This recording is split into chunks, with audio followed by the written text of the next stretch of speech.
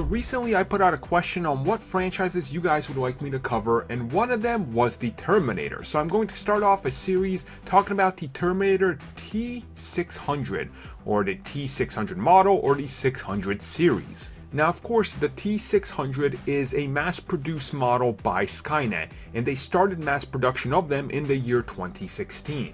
Now, the reason why this Terminator is so important to Terminator lore is because it served as the early infiltrator units with a basic combat endoskeleton, which was made out of titanium alloy, which means that they were able to be far less heavy, and despite them still being pretty big, they were getting down and closer to human size, as opposed to the T-500s, which were still pretty huge. And due to this reduction in size, Skynet saw this as an opportunity, where they would cover the T-600 in synthetic latex, which from further away would make the Resistance question whether this was a human or a Terminator, but of course up close and upon further inspection you could tell that they were fakes. The T-600 is also important to Skynet because it is the first one that departs from the non-humanoid hunter-killers to the humanoid hunter-killer units, who would become known as Terminators.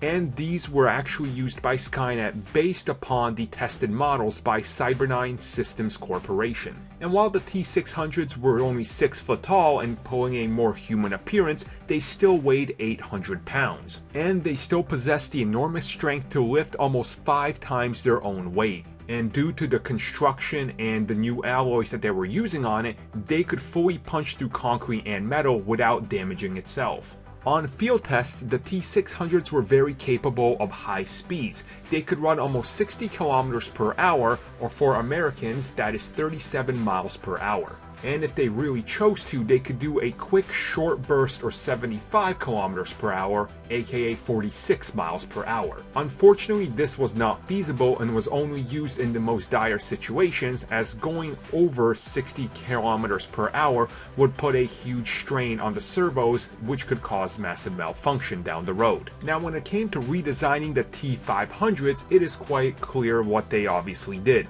They streamlined it down, they made them much lighter, and the head was made to look more human, so when they put the synthetic skin over it, it wouldn't look so obvious. And the T-600 is the first one to have a working jaw, which would obviously translate over to the 700 and the inevitable 800s, which used real skin. So hopefully you guys enjoyed this video and the backstory of the T-600. Let me know in the comments what other things you guys would like me to cover from this franchise and others.